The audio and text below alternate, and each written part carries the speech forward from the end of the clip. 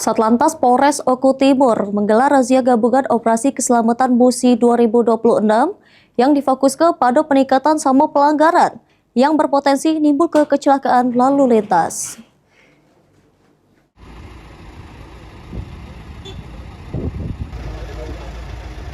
Operasi Keselamatan Musi 2026 secara resmi sudah digelar Satlantas Polres Oku Timur selama 2 minggu, terhitung mulai pada 2 Februari sampai 15 Februari 2026.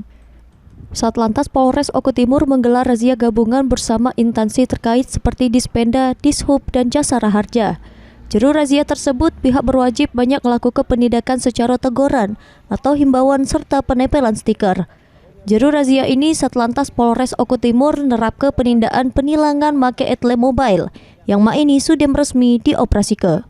Menurut Kepala Satuan Lalu Lintas Polres Oku Timur AKP Panca Mega Surya, penerapan etle mobile sama dengan etle statis namun pemakaiannya lebih praktis dikarenakan bisa digawa oleh petugas yang berpatroli tidak stasioner.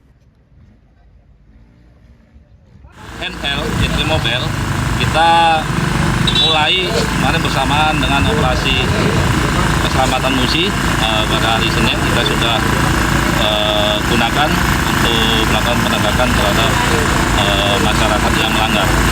Untuk efektivitas dari etle tersebut sangat efektif sekali karena salah satunya adalah untuk menghindari adanya transaksional baik petugas maupun si pelanggar.